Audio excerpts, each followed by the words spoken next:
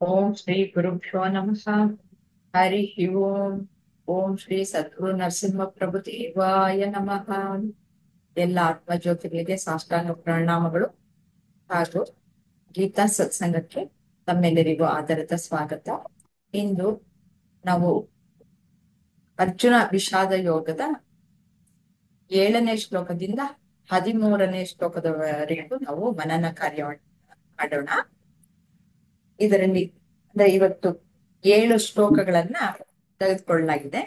ಇದು ಯಾವ ರೀತಿ ಇದನ್ನ ಗುಂಪಾಗಿ ವಿಂಗಡಿಸಿದೀವಿ ಅಂತಂದ್ರೆ, ಇಲ್ಲಿ ದುರ್ಯೋಧನ ಪಾಂಡವರ ಸೈನ್ಯವನ್ನ ನೋಡಿ ಅವನ ಒಳಗಡೆ ತುಮುಲ ಏನಿತ್ತು, ಹೇಗೆ ಇತ್ತು, ಅದನ್ನ ಹೇಗೆ ವ್ಯಕ್ತಪಡಿಸ್ತಾ ಇದ್ದಾನೆ ದ್ರೋಣಾಚಾರ್ಯರ ಹತ್ರ ಅನ್ನೋದನ್ನ ನಾವು ನೋಡ್ತೀವಿ.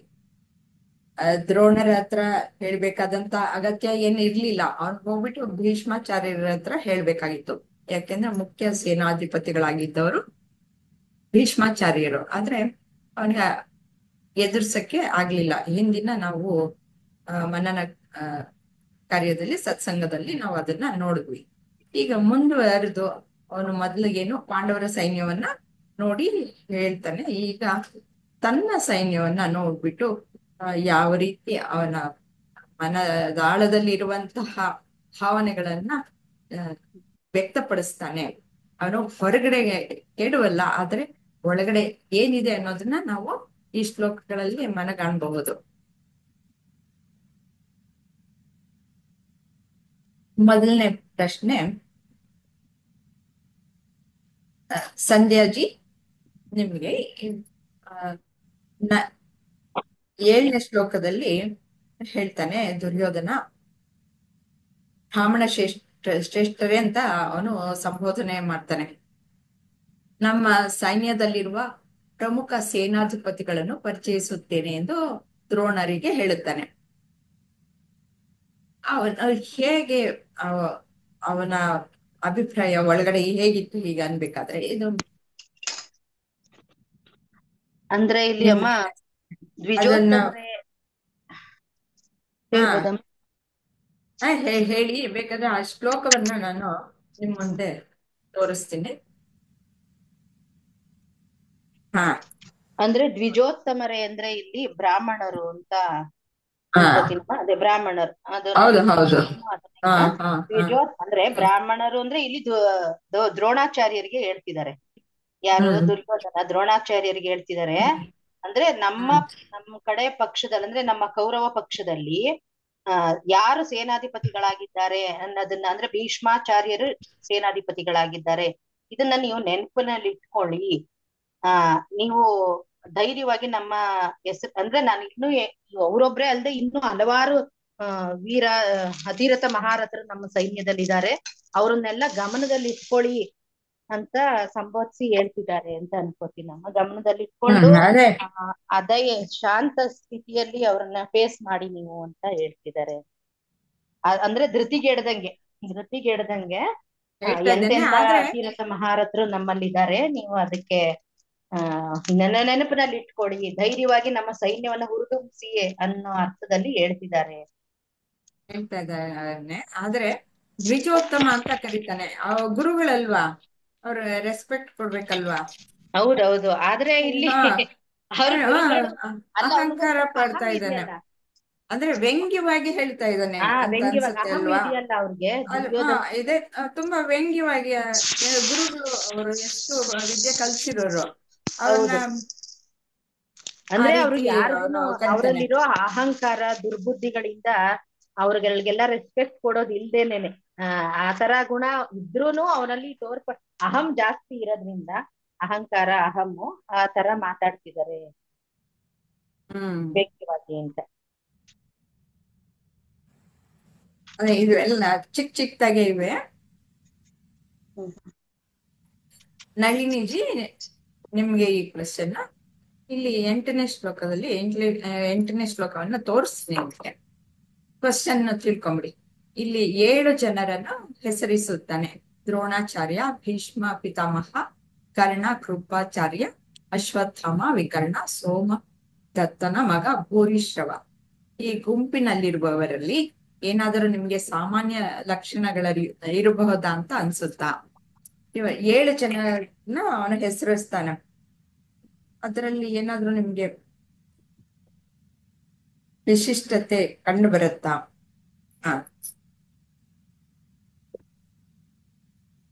ನಿಜಿ ಇದ್ದೀರಾ?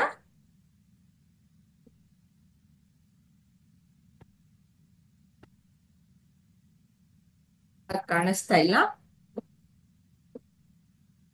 ಸುಜಿ ಅವ್ರ ನಳಿನಿಜಿನ ಇಲ್ಲ. ಸುಜಿ ಅವ್ರು ಹೇಳ್ತೀರಾ?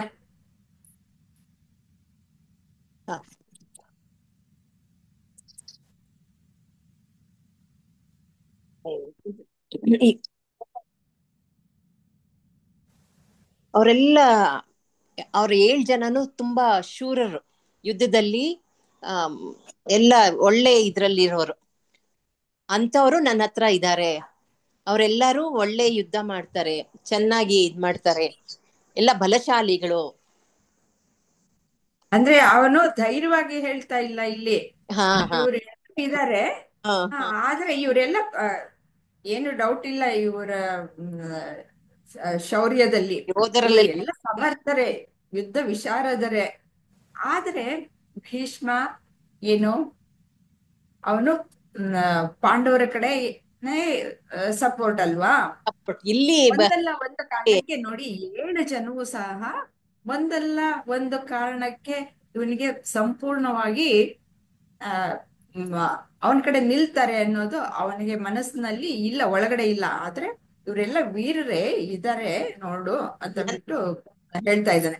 ಈ ಭೀಷ್ಮ ಅನ್ನೋರು ಪಿತಾಮಹ ಅಲ್ವಾ, ಅವರು ಪೂರ್ತಿ ಪಾಂಡವರ ಕಡೆನೆ ಇರ್ತಾರೆ ಮನ್ಸು. ಆದ್ರೆ ಈ ಕಡೆ ನಿಂತ್ಕೊಂಡು, ಕೌರವರ ಕಡೆ ನಿಂತ್ಕೊಂಡು ಅವರು ಯುದ್ಧವನ್ನು ಮಾಡ್ತಾರೆ.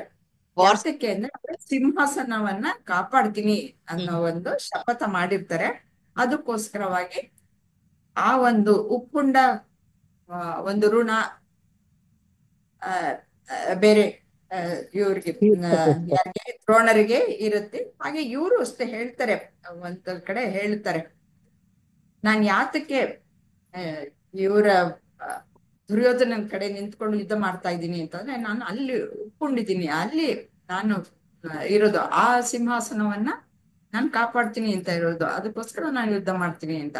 ಅವ್ರು ಎಷ್ಟೇ ಬಲಿಷ್ಠರಾಗಿರ್ಬೋದು, ಮತ್ತೆ ಎಲ್ರು ಗೌರವ ಕೊಡುವಂತ ಇರಬಹುದು, ಎಷ್ಟೇ ನ್ಯಾಯ ಅನ್ನೋದು ಚೆನ್ನಾಗಿ ಅರ್ತಿರೋವರು ಆಗಿರ್ಬಹುದು, ಆದ್ರೂನು ಅವರು ಯಾವಾಗ್ಲೂ ಸಿಂಹಾಸನದ ಪರವೇ ಇರ್ತಾರೆ.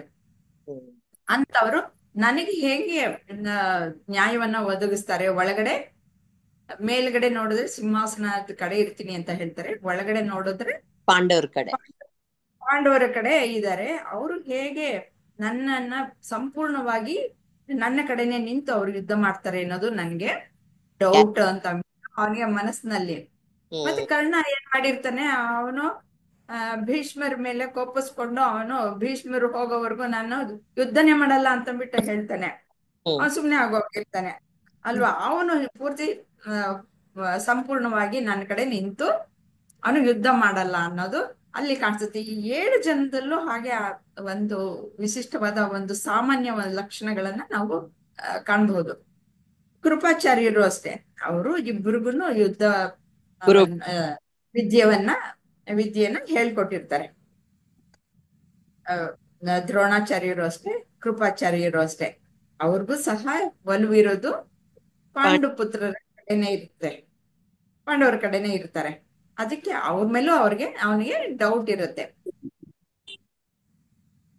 ಆಮೇಲೆ ಅಶ್ವತ್ಥಾಮನಿಗೆ ಅವನು ಸ್ವಲ್ಪ ತಲೆ ಅಷ್ಟಾಗಿ ಸ್ಥಿಮಿತದಲ್ಲಿ ಇರಲ್ಲ.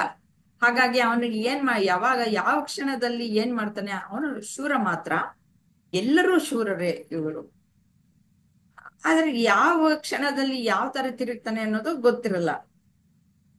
ಮತ್ತೆ ವಿಕರ್ಣ ಅನ್ನೋದು ಈ 100 ಜನ ಮಕ್ಳಿರ್ತಾರೆ ಅಲ್ವಾ ಗಾಂಧಾರಿಗೆ, ದುರ್ಯೋಧನನ ಅಣ್ಣ ಅಂದ್ರೆ ಅಣ್ಣರು ಯಾರಿಲ್ಲ, ಅವನೇ ದೊಡ್ಡವನು. ಇನ್ ಎಲ್ಲ ಅವರು 100 ಜನ ಇರ್ತಾರೆ. ಅದರಲ್ಲಿ ವಿಕರ್ಣ ಮಾತ್ರ ಈ ದ್ರೌಪದಿ ವಸ್ತ್ರಾಪಹರಣ ಆಗುವ ಸಮಯದಲ್ಲಿ ಏನ್ ಮಾಡ್ತಾನೆ, ಇದ್ ಮಾಡೋದ್ ತಪ್ಪು ಅಂತ ಅವನೊಬ್ಬ ಎದುರು ನಿಂತು ಮಾತಾಡಿರ್ತಾನೆ. ಹಾಗಂದ್ಬಿಟ್ಟು ಇವನಿಗೆ ಏನ್ ಡೌಟ್ ಬರುತ್ತೆ, ಓ ಇವನು ಅವ್ರ ಕಡೆ ಸೇರ್ಕೊಂಡ್ಬಿಟ್ಟು ಎಲ್ಲ ರಾಜ್ಯಭಾರ ಎಲ್ಲಾನು ಅವನ ಆಳೋ ತರ ಅಧಿಕಾರ ಅವನು ತಗೊಳೋದಕ್ ನೋಡ್ತಾ ಇದ್ದಾನ ಅನ್ನೋದು ಡೌಟ್ ಇರುತ್ತೆ. ಅದಕ್ಕೋಸ್ಕರ ಅವನು ವಿಕರ್ಣನ ಹೆಸರಿಸ್ತಾನೆ. ಮತ್ತೆ ಸೋಮದತ್ತ ಅವನ ಮಗ ಇರ್ತಾನೆ ಭೂರಿಶ್ರವ ಅಂತಂದ್ಬಿಟ್ಟು. ಆ ಭೂರಿಶ್ರವ ಯಾರು ಅಂತಂದ್ರೆ ಭೀಷ್ಮನ ಒಂದು ಡೈನಾಸ್ಟಿನೇ ಇರುತ್ತೆ. ಅವರ ಅಪ್ಪ ಶಂತನು ಇರ್ತಾರಲ್ಲ, ಶಂತನು ತಮ್ಮನ ಅಣ್ಣ ಅಥವಾ ತಮ್ಮನ ಮೊಮ್ಮಗ ಅವನು ಭೂರಿಶ್ರವ. ಅವನು ನನ್ನ ಕಡೆ ನಿಲ್ತಾನೆ ಅನ್ನೋದು ಅವನ್ಗೆ ಡೌಟ್ ಇರುತ್ತೆ. ಈ ರೀತಿಯಾಗಿ ಈ 7 ಜನದ ಮೇಲೆ ಎಲ್ರು ಶೂರರೇ ಆಗಿದ್ರು ನನ್ ಕಡೆ ನಿಲ್ತಾರ ಅಂತ. ಆದ್ರೆ ಅವನು ಪರಿಚಯಿಸ್ಬೇಕು ಅಂತಂದ್ಬಿಟ್ಟು ಪರಿಚಯವನ್ನ ಮಾಡ್ಕೊಡ್ತಾ ಇದ್ದಾನೆ. ಆ ಒಳಗಡೆ ಭಯ ಭಯ ಭಯ ಭಯ. Thank you, ಚೆನ್ನಾಯ್ತು.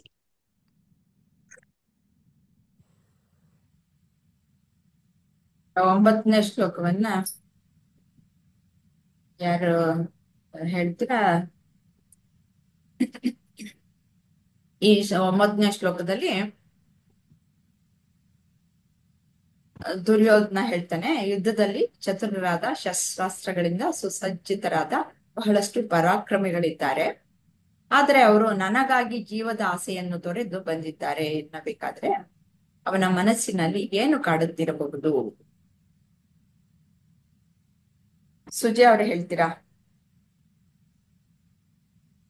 ನಿಮಿಷ, ನಾನು ಮಿಸ್ ಮಾಡ್ಕೊಂಡ್ಬಿಟ್ಟೆ, ಒಂಚೂರು ಒಂಚೂರು ಇನ್ನೊಂದ್ಸಲಿ ಹೇಳಿ, ಇನ್ನದು ಓದ್ಕೋತೀನಿ. ಹೇಳ್ತೀನಿ ನಾನು. ಈ ಶ್ಲೋಕದಲ್ಲಿ ದುರ್ಯೋಧನ ಅಂದ್ರೆ 9ನೇ ಶ್ಲೋಕದಲ್ಲಿ ಅದನ್ನ ತೋರಿಸ್ತೀನಿ ಮತ್ತೆ ಸ್ಲೈಡ್. ಯುದ್ಧದಲ್ಲಿ ಚತುರರಾದ ಶಸ್ತ್ರಾಸ್ತ್ರಗಳಿಂದ ಸುಸಜ್ಜಿತರಾದ ಬಹಳಷ್ಟು ಪರಾಕ್ರಮಿಗಳಿದ್ದಾರೆ. ತಪ್ಪಾಗಿದೆ. ಆದರೆ ಅವರು ನನಗಾಗಿ ಜೀವದ ಆಸೆಯನ್ನು ತೊರೆದು ಬಂದಿದ್ದಾರೆ ಎನ್ನಬೇಕಾದರೆ ಅವನ ಮನಸ್ಸಿನಲ್ಲಿ ಏನು ಕಾಡುತ್ತಿರಬಹುದು? ಪರಾಕ್ರಮಿಗಳಿದ್ದಾಗ ಅವರು ಜೀವದ ನಾನು ಸತ್ತೋಗ್ತೀನಿ ಅಂತ ಬರ್ತಾರ? ಇಲ್ಲ, ಹೋರಾಡ್ತೀನಿ ಅಂತ ಬರೋದು. ಇವನ್ ಯಾಕೆ ಹಿಂಗ? ಇವನಿಗೆ ಏನು ಕಾಡ್ತಾ ಇರ್ಬೋದು? ನಿಮ್ಗೇನ್ ಅನ್ಸುತ್ತೆ? ಅದೇ ಇಷ್ಟೊತ್ತು ನೀವ್ ಹೇಳಿದ್ರ ಅದನ್ನೇ ತಗೊಂಡ್ ಮಾಡ್ತೀನಿ. ಒಳಗಡೆ ನ್ಯಾಯ ಎಲ್ಲಾರು ಪಾಂಡವ್ರ ಕಡೆನೇ ಇರ್ತಾರೆ. ಅವ್ರಿಗೆ ದ್ರೌಪದಿಗಾಗಿರೋದು ಅದನ್ನೆಲ್ಲ ನೋಡ್ಕೊಂಡು ಇವನು ಅನ್ಯಾಯ ಮಾಡಿದಾನೆ, ಅಧರ್ಮದಲ್ಲಿದ್ದಾನೆ ದುರ್ಯೋಧನ ಅಂತ ಹೇಳ್ಬಿಟ್ಟು ಎಲ್ಲ ಅಧರ್ಮ ಆ ಕಡೆನೇ ಇದೆ. ಬಟ್ ಫಾರ್ ಸೇಕ್ ಇಲ್ಲಿ ಬಂದು ಯುದ್ಧ ಮಾಡ್ತಿದ್ದಾರೆ, ಬಟ್ ಹೋಲ್ ಹಾರ್ಟೆಡ್ ಆಗಿ ಅಲ್ಲೇ ಇದ್ದಾರೆ. ಆತರ ಅನ್ಕೊಂಡು ದುರ್ಯೋಧನ ಅವ್ರ ಮೇಲೆಲ್ಲ ಅನುಮಾನ, ಅಯ್ಯೋ ಏನಪ್ಪ ಮಾಡ್ತಾರ ಇವ್ರುಗಳು, ನನಗ್ ಮಾಡ್ತಾರೋ ಇಲ್ವೋ ಅಂತರ ನನ್ ಪರ ಸಂಪೂರ್ಣವಾಗಿ ನನ್ ಪರ ಇರ್ತಾರೋ ಇಲ್ವೋ ಇಲ್ಲ ಇರ್ತಾರೆ. ಆಮೇಲೆ ಅವನು ಆಗ್ಲೇ ನಿರ್ಧಾರ ಮಾಡ್ದಂಗ್ ಕಾಣಿಸುತ್ತೆ. ಬೇರೆ ಜೀವದ ಆಸೆ ತೊರೆದು ಬಂದಿದ್ದಾರೆ ಅಂತಂದ್ರೆ ಅವ್ರು ಸತ್ತೋಗ್ತಾರೆ ಅನ್ನೋದು ಇವನು ಗ್ಯಾರಂಟಿ ಆಗೋಗ್ಬಿಟ್ಟಿದೆ ಅಂತ. ಭಯ ಅವ್ರಿಗೆ. ಆ ಸ್ಲೈಡ್ ಏನಾದ್ರು ನೋಡ್ತೀರಾ ಅಥವಾ ಪರವಾಗಿಲ್ವಾ? ಇಲ್ಲಿ ಪರವಾಗಿಲ್ಲ.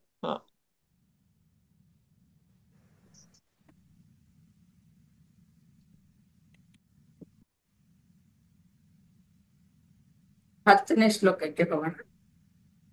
ನಳಿನಿಜಿ ನೀವೇನಾದ್ರೂ ಹೇಳ್ತೀರಾ 10ನೇ ಶ್ಲೋಕದ ಮನನ ಏನು ಅಂತ ಅಂದ್ಬಿಟ್ಟು ಅರ್ಥನ? ಈ ಶ್ಲೋಕದಲ್ಲಿ ತನ್ನ ಕಡೆಯ ಸೈನ್ಯಕ್ಕೆ ಮುಖ್ಯ ಸೇನಾಪತಿಗಳು ಭೀಷ್ಮ ಪಿತಾಮಹರಾಗಿದ್ದಾರೆ. ಅವರ ಸೇನೆಯ ರಕ್ಷಣೆ ಅವರ ಮೇಲಿದೆ ಸರಿ, ಆದರೆ ಪಾಂಡವರ ಮುಖ್ಯ ಸೇನಾಧಿಪತಿ ಭೀಮನಲ್ಲ, ದುಷ್ಟದ್ಯುಮ್ನ. ಹಾಗಿರಬೇಕಾದರೆ ಭೀಮನಿಂದ ರಕ್ಷಿಸಲ್ಪಟ್ಟಿದೆ ಎನ್ನಬೇಕಾದರೆ ಅದರ ಹಿಂದಿನ ಉದ್ದೇಶ ಏನು? ಭೀಮ ಅಲ್ಲ, ಭೀಮನಿಂದ ರಕ್ಷಿಸಲ್ಪಟ್ಟಿದೆ ಅಂತಂದ್ರೆ ದುಷ್ಟದ್ಯುಮ್ನೇ ಮುಖ್ಯ ಸೇನಾಧಿಪತಿ ಆಗಿರ್ತಾನೆ. ಅವನೇ ಎಲ್ಲ ಸೈನ್ಯವನ್ನ ಅವನು ನೋಡ್ಕೊಳ್ತಾ ಇರೋದು, ಎಲ್ಲ ವ್ಯೂಹ ರಚನೆ ಎಲ್ಲವನ್ನು ದುಷ್ಟದ್ಯುಮ್ನೇ ಮಾಡ್ತಾ ಇರ್ತಾನೆ. ಆದ್ರೆ ಅವನು ಭೀಮ ಎಲ್ಲಿ ನೋಡಿದ್ರು ಭೀಮನೇ ಕಾಣಿಸ್ತಾ ಇರ್ತಾನೆ ಅವನಿಗೆ, ಭೀಮ ಭೀಮ ಭೀಮ ಅಂತ. ಅದಕ್ಕೆ ನಿಮಗೆ ಏನ್ ಅನ್ಸುತ್ತೆ ಈ ಶ್ಲೋಕದಲ್ಲಿ? ಆ 10ನೇ ಶ್ಲೋಕ ಸ್ಲೈಡ್ ತೋರ್ಸ್ಲಾ?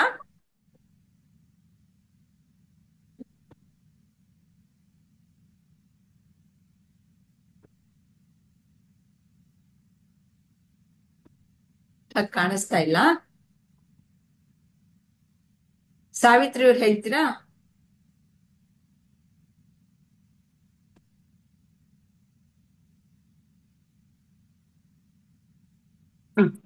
ಭೀಮ್ನನ್ನೇ ಯಾಕೆ ಹೇಳ್ತಾರೆ ಅಂದ್ರೆ, ಭೀಮ ಬಿಟ್ರೆ ಇನ್ಯಾರು ದುರ್ಯೋಧನನ್ನ ಕೊಲ್ಲೋ ಅಂತವ್ರು ಯಾರು ಇರಲ್ಲ. ಮೊದ್ಲಿಂದಲೂ ಒಂದು ದ್ವೇಷ ತುಂಬಿಕೊಂಡಿರ್ತಾನೆ.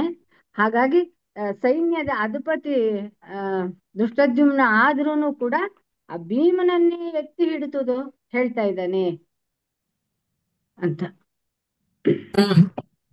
ನಿಜ. ಯಾಕೆಂದ್ರೆ ಅವನಿಗೆ ಯಾಕಂತಂದ್ರೆ ಅಷ್ಟು ಅದು ಭಯ. ಒಬ್ಬರನ್ನ ಸೋಲಿಸಿದ್ರೆ ಅವ್ರ ಬಲ ಭೀಮನ್ಗೆ ಬರತ್ತೆ ಅಂತ ಒಂದ್ಸಲ ಕೃಷ್ಣ ಪರಮಾತ್ಮ ಅದ್ರ ಬಗ್ಗೆ ಹೇಳಿರ್ತಾರೆ. ಹಾಗಾಗಿ ಇವನು ಆ ಬಲನ ಪಡ್ಕೊಂಡ್ಬಿಟ್ಟಿರ್ತಾನೆ ಭೀಮ. ಅವನಿಗೆ ಗೊತ್ತಾಗ್ತಾ ಇರುತ್ತೆ ಎಲ್ಲೆಲ್ಲೋ ದುರ್ಯೋಧನ್ಗೆ ಬಲ ಭೀಮನಲ್ಲಿ ಜಾಸ್ತಿ ಮೃತ್ಯು ಬರುತ್ತೆ. ಕಾಣಿಸ್ತಾ ಇರುತ್ತೆ ಅವನಿಗೆ. ಎತ್ತಿ ಕಾಣಿಸ್ತಾ ಇರತ್ತೆ. ಓ ಇವನು ಬಿಟ್ರೆ ಇನ್ಯಾರು ಇಲ್ಲ, ಹಾಗಾಗಿ ಇವನು ನನ್ನನ್ನ ಸಾಯಿಸೇ ಬಿಡ್ತಾನೆ ಅನ್ನೋದಿದೆ, ಗ್ಯಾರಂಟಿ ಇರತ್ತೆ ದುರ್ಯೋಧನನ್ಗೆ. ಮತ್ತೆ 100 ಜನ ಅಣ್ಣ ತಮ್ಮಂದ್ರನ್ನು ಭೀಮ ಒಬ್ಬನೇ ಹೌದು. ಸಂಹಾರ ಮಾಡೋದು. ಹ್ಮ್.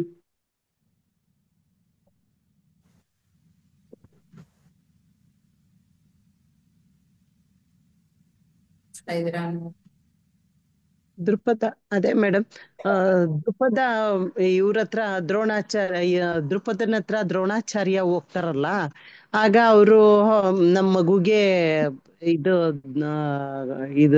ಮಗುಗೆ ಸ್ವಲ್ಪ ಹಸುದು ಹಾಲು ಕೊಡು ಅಂದಾಗ ಅವರು ಹಸು ಕೊಡ್ಲಿಲ್ಲ. ಹಾಲ್ ಬೇಕಾಗುತ್ತೆ ಮಗುಗೆ ಅಂದಾಗ ಅವರು ಹಸು ಕೊಡ್ಲಿಲ್ಲ.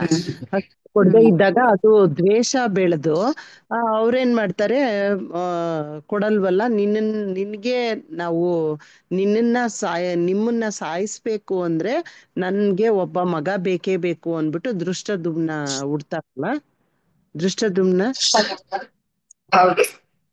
ದೃಪದ ಮಹಾರಾಜರ ಮಗ ದೃಪದರು ಯಜ್ಞವನ್ನು ಮಾಡಿ ದ್ರೌಪದಿ ಮತ್ತು ದೃಷ್ಟದ್ಯುಮ್ನನ್ನ ಪಡ್ಕೊಂಡಿರ್ತಾರೆ. ಯಾಕೆಂದ್ರೆ ಇವ್ರನ್ನ ಸಾಯಿಸೋದು ದೃಷ್ಟದ್ಯುಮ್ನೇನೆ. ಅವ್ರನ್ನ ಇದು ಧ್ವಂಸ ಮಾಡ್ಬೇಕು, ಅವ್ರನ್ನ ನಾಶ ಮಾಡ್ಬೇಕು ಅಂತಾನೇನೆ ಅವರು ಯಜ್ಞ ಮಾಡಿ ಆ ಮಗನ್ನ ಪಡ್ಕೊಂಡಿರ್ತಾರೆ. ಅದಕ್ಕೆ ಅವನನ್ನೇ ಸೇನಾಧಿಪತಿಯನ್ನಾಗಿ ಮಾಡ್ತಾರೆ. ಯಾರನ್ನ ಸಾಯಿಸ್ಬೇಕು ಅಂತ ಅಂದ್ಬಿಟ್ಟು ಇವ್ರು ಭೀಷ್ಮ ಅವ್ರಿಗೇನೋ ಶಾಪ ಇರುತ್ತಲ್ಲ, ಭೀಷ್ಮರನ್ನ ಸಾಯಿಸೋಕಲ್ಲ, ದ್ರೋಣರನ್ನ ದ್ರೋಣರ ಸಾಯಿಸೋಕೆ. ಮೇಲೆ ಅವರಿಗೆ ಇರೋದು ದ್ರೋಣರ್ನ ಕರೆಕ್ಟ್, ವೈರತ್ವ ಇರೋದು. ವೈರತ್ವ ಇರೋದು ದ್ರೋಣರ್ನ ಇವ್ರನ್ನೇ ಕರೆಕ್ಟ್.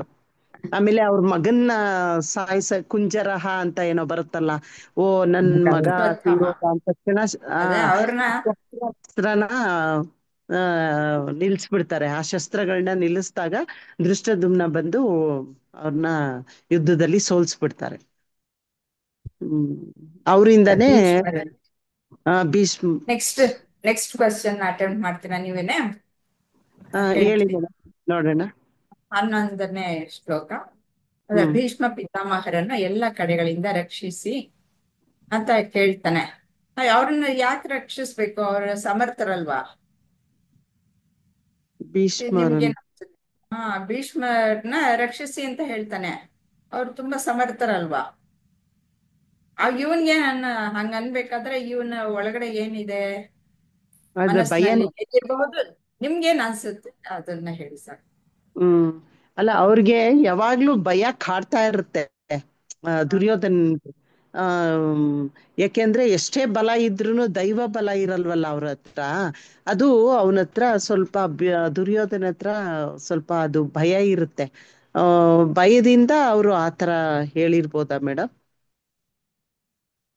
ಮತ್ತೆ ಭೀಷ್ಮರು ಎಷ್ಟೇ ಸಮರ್ಥರಾಗಿದ್ರುನು ಅವನಿಗೆ ಹೀಗೆ ಏನು ಅವ್ರ ಮೇಲೆ ವಿಶ್ವಾಸನೂ ಇಲ್ಲ.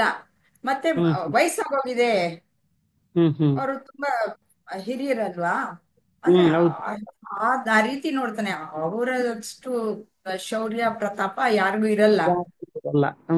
ಆದ್ರೆ ಇವನಿಗೆ ಅವ್ರ ಮೇಲೆ ವಿಶ್ವಾಸ ಇಲ್ಲ ಅಷ್ಟೇ, ಯಾರ ಮೇಲೂ ವಿಶ್ವಾಸ ಇರಲ್ಲ. ಯಾಕೆಂದ್ರೆ ತನ್ನ ಮೇಲೆ ವಿಶ್ವಾಸ ಇಲ್ಲದ ಮೇಲೆ ಬೇರೆಯವ್ರ ಮೇಲೆ ವಿಶ್ವಾಸ ಹೇಗ್ ಬರುತ್ತೆ?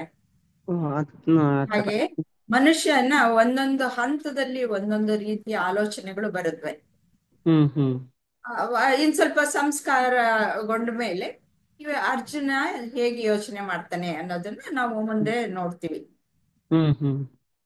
ಈಗ ದುರ್ಯೋಧನನ ಒಂದು ಮನಸ್ಸಿನಲ್ಲಿರುವಂತಹ ಸಂಸ್ಕಾರಗಳಿಂದ ಯಾವ ರೀತಿ ಬಾಯಲ್ಲಿ ಹೊರಡುತ್ತೆ ಶಬ್ದಗಳು, ಯಾವ ಆಲೋಚನೆಗಳು ಅವನ ಮನಸ್ಸಿನಲ್ಲಿ ಉಂಟಾಗುತ್ತೆ ಅನ್ನೋದನ್ನ ನಾವು ಇಲ್ಲಿ ನೋಡ್ತಾ ಇದೀವಿ. ಇದು ಮನುಷ್ಯನ ಒಂದೊಂದು ಹಂತವನ್ನ ನಾವು ನೋಡ್ತಾ ಹೋಗ್ತೀವಿ. ಈಗ ಅವನಿಗೆ ಎಲ್ಲಾನು ಕಶ್ಮಲವೇ ತುಂಬಿಕೊಂಡಿರುವಂತವನು. ಆದ್ರಿಂದ ಅವನಿಗೆ ಯಾರಲ್ಲೂ ಒಳ್ಳೆಯ ಒಂದು ಅವರಲ್ಲಿ ಒಳ್ಳೆತನ ಇದೆ ಅನ್ನೋದನ್ನ ಸಹ ಅವನು ಗುರುತಿಸ್ಲಾರ. ಆ ರೀತಿಯಲ್ಲಿ ಇದ್ದಾನೆ. ಆಯ್ತು, ಥ್ಯಾಂಕ್ ಯು.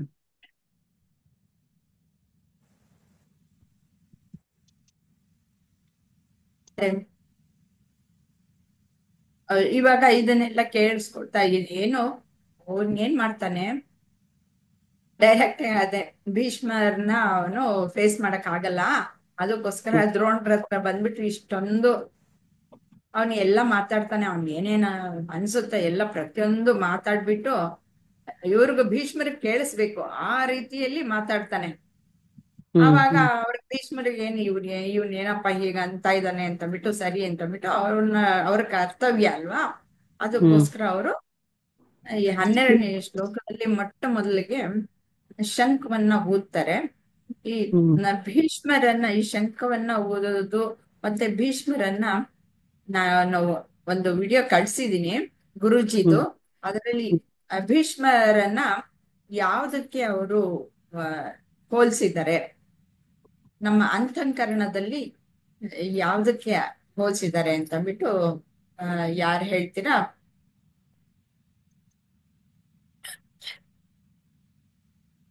ಅಹಂಕಾರ ಕಾಣಿಸ್ತಾ ಇಲ್ಲ ನನಗೆ. ಅಹಂಕಾರಕ್ಕೆ ಹೋಲಿಸಿದ್ದಾರೆ. ಹಾ, ನಿಮ್ಮನ್ ಕೊನೆಯಲ್ಲಿ ಕೇಳೋಣ ಅನ್ಕೊಂಡಿದೀನಿ. ಅಲ್ಲ, ಅದು ಕೇಳ್ತಲ್ಲ, ಅದಕ್ಕೋಸ್ಕರ ಹೇಳ್ದೆ. ಯಾರಿಗೆ ಹೋಲಿಸಿದ್ದಾರೆ ಅಂತ ಕೇಳಿದ್ದಕ್ಕೆ ಹೇಳ್ದೆ. ಅದಕ್ಕೆ ಇಲ್ಲಿ ಆ ಅಹಂಕಾರನೇ ಮೊಟ್ಟ ಮೊದಲಿಗೆ ಶಂಖವನ್ನ ಊದೋದು. ನಮ್ಮಲ್ಲಿ ನಮ್ಗೆ ದೇಹ ಮನಸ್ಸು ಬುದ್ಧಿ ಅನ್ನುವ ಒಂದು ನಾವು ಹಂತದಲ್ಲಿದ್ದಾಗ ಮೊದ್ಲು ಅದೇ ಎದ್ದುಕೊಂಡ್ಬಿಡೋದು, ಅಹಂಕಾರವೇ ಮಾತಾಡೋದು. ಆ ರೀತಿಯಲ್ಲಿ ಗುರುಜಿಗಳು ಚಿತ್ರಣವನ್ನ ಕೊಟ್ಟಿದ್ದಾರೆ ಭೀಷ್ಮ. ಮತ್ತೆ ಅದು ಅಹಂಕಾರ ಅನ್ನೋದು ತುಂಬಾ ಮೊದಲಿನಿಂದ ಇರುವಂತಹದ್ದು, ಮತ್ತೆ ಅದು ಯಾವಾಗ್ಲೂ ಪೂರ್ತಿ ಸಂಪೂರ್ಣವಾಗಿ ನಾಶವನ್ನು ಆಗಲ್ಲ, ಅದು ಇದ್ದೇ ಇರುತ್ತೆ ಅನ್ನೋದನ್ನು ಹೇಳಿದ್ದಾರೆ. ಅದಕ್ಕೆ ಅವರು ಬಹಳ ದಿನಗಳು ಇದ್ರು, ಮತ್ತೆ ಅವರೇ ನಾನು ಹೋಗ್ಬೇಕು ಅಂತ ಅಂದಾಗ ಹೋಗ್ತಾರಷ್ಟೆ. ಈಗ ಅವ್ರನ್ನ ಇಡೀ ಸಾರಾಂಶ ಹೇಳಕ್ ಹೇಳಿ, ಅವ್ರು ಚೆನ್ನಾಗಿ ಹೇಳ್ತಾರೆ. ಅದಕ್ಕೆ ಬಿಟ್ಕೊಂಡಿದ್ದೀನಿ. Thank you. ಪ್ರಿಯಾಂಕಾಜಿ, ಆಮೇಲೆ ಇದು ನೋಡಿ ಶಂಖದ ಬಗ್ಗೆನೂ ಹೇಳಿ ಪ್ರಿಯಾಂಕಾಜಿ. ಶಂಖದ ಒಂದು ಕಹಳೆ ಅಂದ್ರೆ ಏನು, ಮತ್ತೆ 13ನೇದು ಅದು ಎಲ್ಲರೂ ಅವ್ರ ಕಡೆ ಇರುವಂತಹವರು ಎಲ್ಲರೂ ರಣ ಕಹಳೆಯನ್ನ ಊದ್ತಾರೆ. ಶಂಖದ ಬಗ್ಗೆ ಏನಾದ್ರು ಹೇಳೋದಾದ್ರೆ ಹೇಳಿ. ಪಾಂಚಜನ್ಯ ಅಂತಾರಲ್ವಾ ಮೇಡಮ್, ಅದನ್ನ ಪಾಂಚಜನ್ಯ ಊದೋದು ಬೇರೆ, ಶ್ರೀಕೃಷ್ಣ ಅದು ನೆಕ್ಸ್ಟ್ ಇದ್ದು ಕಹಳೆ ಇದು ಶಂಖ. ಇದು ಕೌರವರು ಊದುವಂತಹ ಯಾವ ಶಂಖಕ್ಕೂ ಹೆಸರುಗಳಿಲ್ಲ. ಪಾಂಡವರು 5 ಜನ ಮತ್ತೆ ಶ್ರೀಕೃಷ್ಣ ಊದುವಂತಹ 6 ಶಂಖಗಳಿಗೆ ಮಾತ್ರವೇ ಹೆಸರು ಕೊಟ್ಟಿರೋದು. ಇನ್ಯಾರು ಊದೋದು ಸಹ ಅವರು ಹೆಸರನ್ನು ಕೊಟ್ಟಿಲ್ಲ. ಅಲ್ಲ, ಅದು ಯುದ್ಧಕ್ಕೇನೆ ತಾನು ಊದೋದು ಪಾಂಚಜನ್ಯನ್ನ. ಪಾಂಚಜನ್ಯ ಶ್ರೀಕೃಷ್ಣನಿಂದ ಓದಲ್ಪಡುತ್ತೆ ಅದು. ಈಗ ಇದು ಅದೇ ಭೀಷ್ಮರಿಂದ ಏನಕ್ಕೆ ಇದು ಅಲ್ಲ ಕೃಷ್ಣಕ್ಕೆನಾ? ಶಂಖ ಅಂತಂದ್ಬಿಟ್ಟು ಅಲ್ಲ, ಶಂಖ ಊದ್ತಾರೆ. ಶಂಖ ಅನ್ನೋದು ಏನು ಅನ್ನೋದಕ್ಕೆ ಅದ್ರ ಬಗ್ಗೆ ಏನಾದ್ರು ಹೇಳ್ತಾರ ಪ್ರಿಯಾಂಕಾ ಅಂತ ಹೇಳಿದೆ.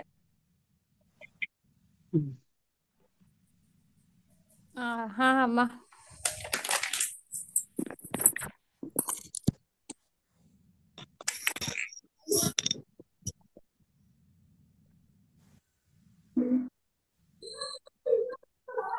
ಸಾಮಾನ್ಯವಾಗಿ ಮನೇಲಿ ಪೂಜೆ ಮಾಡ್ತೀವಿ, ಪೂಜೆ ಮಾಡಿದಾಗ ಶಂಖನಾದ ಮಾಡ್ತೀವಿ ಅಲ್ವಾ, ಆಮೇಲೆ ಗಂಟೆ ಹೊಡಿತೀವಿ.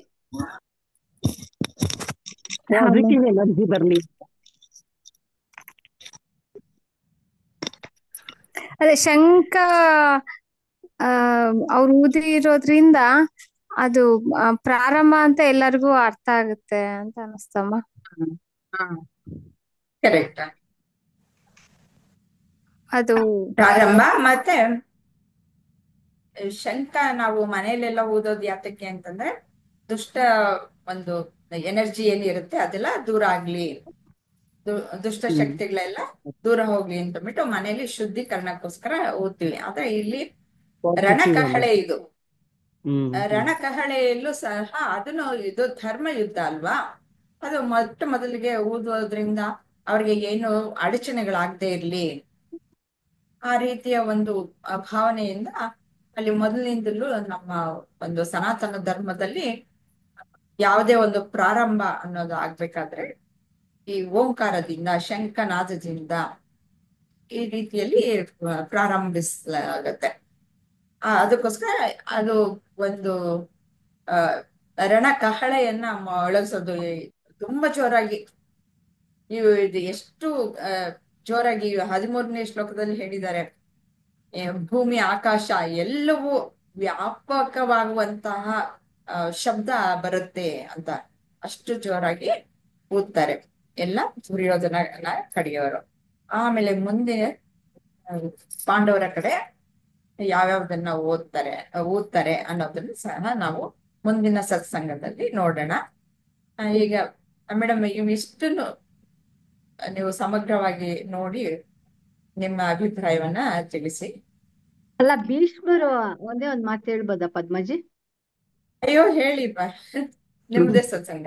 ಅಲ್ಲ, ಭೀಷ್ಮರಿಗೆ ಈ ದುರ್ಯೋಧನ ಈ ತರ ಎಲ್ಲ ವಿವರಿಸ್ಕೊಂಡ್ ಬರ್ತಾ ಇರ್ಬೇಕಾದ್ರೆ ಗೊತ್ತಾಗತ್ತಂತೆ, ಓ ದುರ್ಯೋಧನನ್ಗೆ ನಮ್ಮ ಮೇಲೆ ಡೌಟ್ ಬಂದಿದೆ, ನಾವು ಗೆಲ್ಲಲ್ಲ ಅನ್ನೋದು ಅಂತ ಹೇಳಿ ತಿಳ್ಕೊಂಡು ಆ ಭೀಷ್ಮಾಚಾರ್ಯರು ಆಗ ತಮ್ಮ ಶಂಖ ಧ್ವನಿಯನ್ನ ವಿಜೃಂಭಿಸ್ತಾರಂತೆ, ಜೋರಾಗಿ ಆ ಕಹಳೆಯನ್ನು ಊದ್ತಾರಂತೆ ಅಂತ. ಅಂದ್ರೆ ದುರ್ಯೋಧನ ಸೋಲದೆ ಬೇಕಾಗಿತ್ತು ಭೀಷ್ಮ ಅವ್ರಿಗೆ ಅಂತಾನು ಅರ್ಥ ಆಯ್ತು. ಇಲ್ಲ ಹಾಗೇನಿಲ್ಲ, ಸೋಲ್ಬೇಕು ಅಂತ ಏನಿಲ್ಲ. ದುರ್ಯೋಧನನ್ಗೆ ಡೌಟ್ ಬಂದ್ಬಿಟ್ಟಿರತ್ತೆ.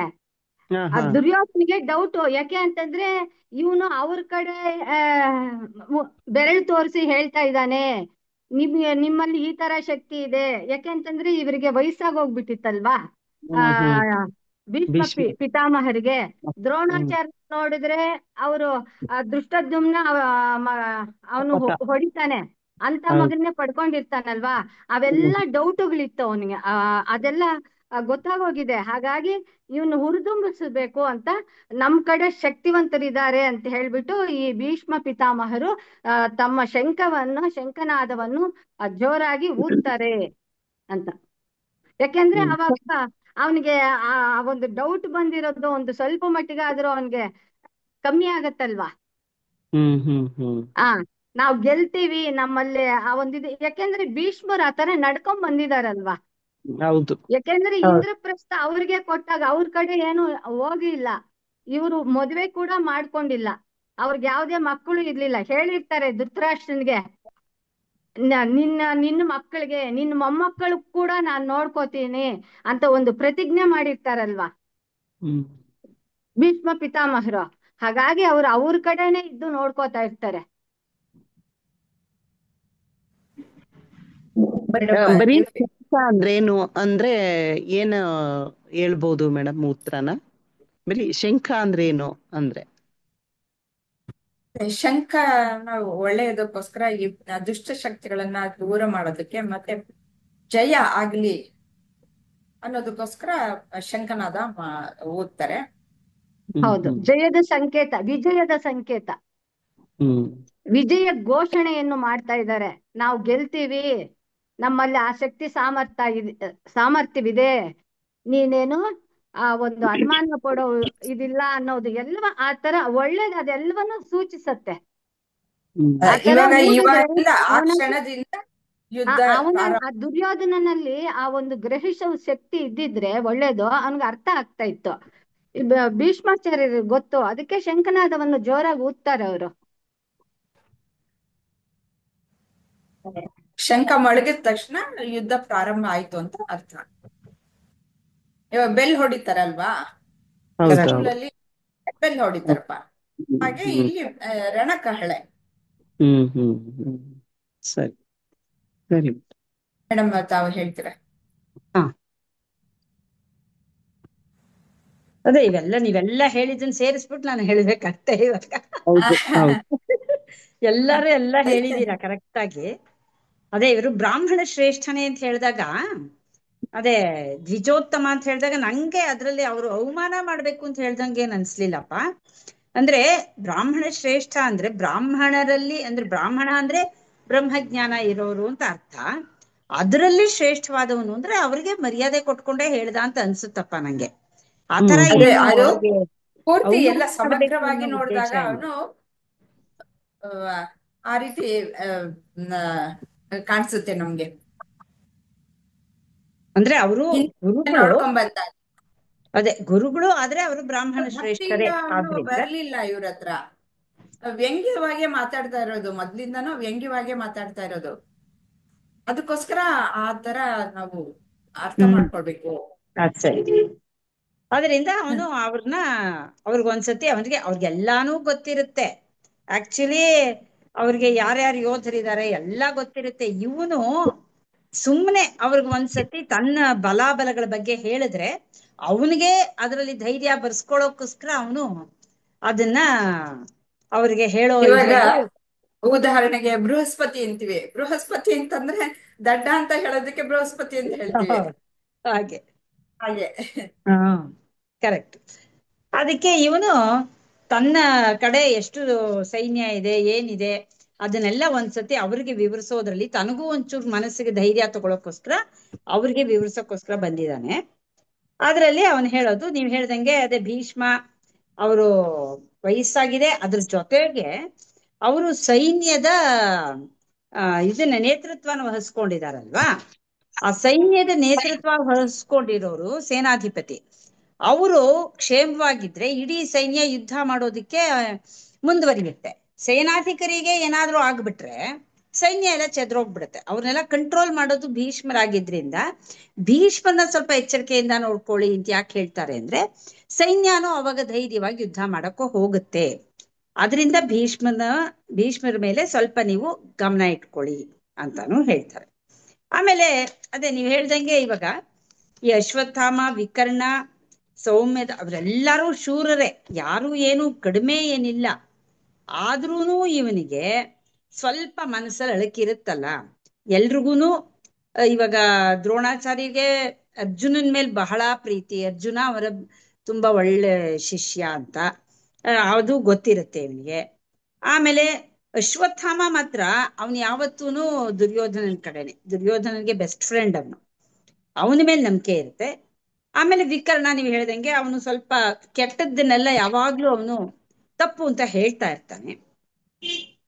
ಈ ಸೌಮ್ಯದತ್ತ ಆಮೇಲೆ ಭೂರಿಶ್ರವ ಅನ್ನೋ ಏನು ಅಂದ್ರೆ ಅದೇ ನೀವು ಶಂತನೂರ ಅಣ್ಣನ ಮಗ ಅವನು. ಅಲ್ವರೆಲ್ಲ ಇವರ ಯಾರೂ ಇವಾಗ ನಾವ್ ಯಾವ ಕಡೆ ಇರ್ತೀವೋ ಆ ಕಡೆಗೆ ಯುದ್ಧ ಮಾಡೋದು. ಯಾರೂನು ಯುದ್ಧ ಮಾಡೋವಾಗ ಏನು ತಪ್ಪು ಮಾಡಲ್ಲ. ಯುದ್ಧಕ್ಕೆ ಯಾವ ಕಡೆ ಇರ್ತಾರೋ ಅದನ್ನೇ ಅವ್ರು ಪಾಲಿಸ್ತಾರೆ. ಅದು ಯುದ್ಧದ ಧರ್ಮ ಕೂಡ. ಅವ್ರಿಗೆ ಕ್ಷತ್ರಿಯರೇ ಆಗ್ಲಿ, ಕ್ಷತ್ರಿಯರಿಗೆ ಒಂದು ಇದಿರುತ್ತೆ, ಯಾವ ಕಡೆಯಿಂದ ಯುದ್ಧ ಮಾಡ್ತಿರೋ ಆ ಕಡೆಗೆ ಅವರು ನೇಮವಾಗಿ ಮಾಡ್ಬೇಕು ಅನ್ನೋದು ಒಂದಿರುತ್ತೆ. ಆದ್ರೆ ಇವನಿಗೆ ಮನಸ್ಸಲ್ಲಿ ಅಳುಕು ಅಷ್ಟೇನೆ. ಅದಲ್ದೆ ಬೇರೆ ಯೋಧರು ಎಲ್ಲ ಎಷ್ಟೊಂದ್ ಜನ ಇದ್ದಾರೆ, ಬೇಕಾದಷ್ಟು ನಮ್ಮ ಸೈನ್ಯ ದೊಡ್ಡದಾಗಿದೆ, ಅವರು ಆ ಭೀಮನ ಕಡೆ ಅಂದ್ರೆ ಪಾಂಡವರ ಕಡೆ ಇರೋ ಸೈನ್ಯಕ್ಕಿಂತ ನಮ್ದು ಸೈನ್ಯ ದೊಡ್ಡದು, ಅದರಿಂದ ಅವ್ರನ್ನ ಸೋಲ್ಸೋಕ್ ನಮಗ್ ಆಗತ್ತೆ ಅಂತಾನೂ ಹೇಳ್ತಾನೆ. ಆದ್ರೂ ಮನ್ಸಲ್ಲಿ ಒಂಚೂರು ಅಳುಕಿರುತ್ತೆ ಅವನ್ಗೆ. ಆ ಅಳುಕಿಗೋಸ್ಕರ ಇವ್ರಿಗೆ ಪರಿಚಯ ಮಾಡ್ಕೊಡೋದಕ್ಕೋಸ್ಕರ ಅವನು ಅದನ್ನ ಶುರು ಮಾಡ್ತಾನೆ. ಇನ್ನೇನ್ ಹೇಳ್ಬೇಕಿದ್ರಲ್ಲಿ? ಅದೇ ಶಂಖ ಅಂದ್ರೆ ನೀವ್ ಹೇಳ್ದಂಗೆ ಶುರು ಮಾಡೋದಕ್ಕೆ, ಯಾವುದೇ ಒಂದು ಕೆಲಸ, ಯುದ್ಧ ಮಾಡ್ತಾ ಇರೋದು ನಮ್ ಜಯಕ್ಕೋಸ್ಕರ. ಒಂದು ಕೆಲಸ ಶುರು ಮಾಡೋಕ್ ಮುಂಚೆ ಅದು ಓಂಕಾರದ ತರ, ಅಂದ್ರೆ ಅದನ್ನ ಶುರು ಮಾಡೋಕ್ ಮುಂಚೆ ಶಂಖನಾದ ಮಾಡೋದು ಸಾಮಾನ್ಯವಾಗಿ ಪದ್ಧತಿ. ಅದ್ರ ಪ್ರಕಾರ ಅವರು ಶಂಖನಾದ ಮಾಡ್ತಾರೆ. ಅವರು ದುರ್ಯೋಧನಂಗೆ ಖುಷಿ ಆಗತ್ತೆ ಅವ್ರು ಶಂಖನಾಗ ಮಾಡಿ ಇದನ್ ಮಾಡಿದಾಗ, ಏನದು ಸಿಂಹ ಗರ್ಜನೆಯನ್ನು ಮಾಡ್ತಾರೆ ಜೋರಾಗಿ. ಅವಾಗ ದುರ್ಯೋಧನಿಗೆ ಸ್ವಲ್ಪ ಮನ್ಸಲ್ಲಿ ಧೈರ್ಯ ಬರ್ಲಿ ಅಂತ ಅವರು ಜೋರಾಗಿ ಶಂಖವನ್ನ ಊದ್ತಾರೆ. ಅದಾದ್ಮೇಲೆ ಎಲ್ಲ ವಾದ್ಯಗಳು ಒಟ್ಟಿಗೆ ಮೊಳಗ್ಬಿಡುತ್ತೆ. ಅದು ಎಷ್ಟು ಭಯಂಕರವಾದ ಧ್ವನಿ ಅಂತ ಹೇಳಿದ್ದಾರೆ.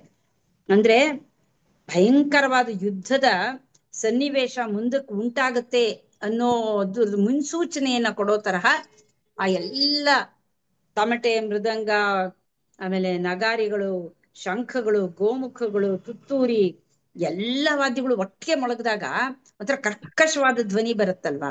ಒಂದೊಂದೇ ಮೊಳಗ್ದಾಗ ಚೆನ್ನಾಗಿರುತ್ತೆ, ಕೇಳಕ್ಕೆ ಆಸ್ವಾದಿಸ್ತೀವಿ. ಅದೇ ಎಲ್ಲ ಒಟ್ಟಿಗೆ ಆಗ್ಬಿಟ್ರೆ ಒಳ್ಳೆ ಗಜಂಭುಜಿ ಅಂತ ಆಗ್ಬಿಡುತ್ತೆ. ಅದು ತುಂಬಾ ಭಯಂಕರವಾದ ಶಬ್ದ ಬರುತ್ತೆ. ಅದು ಯುದ್ಧ ಅಂದ್ರೆ ಭಯಂಕರನೇ ಅಲ್ವಾ, ಅದರಲ್ಲಿ ಎಷ್ಟೋ ಜನ ಸಾಯ್ತಾರೆ, ಎಲ್ಲ ಆಗುತ್ತೆ. ಆ ತರಹ ಧ್ವನಿಯ ಮೂಲಕ ಯುದ್ಧ ಶುರುವಾಗುತ್ತೆ ಅನ್ನೋದನ್ನ ಪ್ರತಿಬಿಂಬಿಸಕ್ಕೋಸ್ಕರ ಆತರ ಎಲ್ಲ ವಾದ್ಯಗಳನ್ನ ಒಟ್ಟಿಗೆ ಮೊಳಗಿಸ್ತಾರೆ. ಅದು ಅದ್ರದ್ದು ಇದು ಶಂಖ ಆಮೇಲೆ ಬೇರೆ ವಾದ್ಯಗಳದು ಅರ್ಥ ಅದಷ್ಟೇ ಅಲ್ವಾ. ಅದ್ರದ್ದೆಲ್ಲಾನು ಪೂರ್ತಿ ಬಂತು ಅನ್ಕೋತೀನಿ. ಇವತ್ತಿಗೆ ದುರ್ಯೋಧನನ ಒಂದು ಇದು ಮುಗೀತು. ಇನ್ನು ನೆಕ್ಸ್ಟ್ ಅರ್ಜುನನ್ ಕಡೆ ಶ್ರೀಕೃಷ್ಣಂದು ಮುಂದುವರಿಯುತ್ತೆ. ಚಡಪಡಿಕೆ, ದುರ್ಯೋಧನಂತ ಚಡಪಡಿಕೆ. ಇವತ್ತಿಗೆ ನಿಲ್ಸೋಣವಾ? ಓಕೆ. ಧನ್ಯವಾದಗಳು ಎಲ್ಲರಿಗೂ. ಓಂ ಶ್ರೀ ಗುರುಭ್ಯೋ ನಮಃ. ಹರಿ ಓಂ. ಶ್ರೀಕೃಷ್ಣ ಅರ್ಪಣಮಸ್ತು. ಹರಿ ಓಂ. ಧನ್ಯವಾದಗಳು.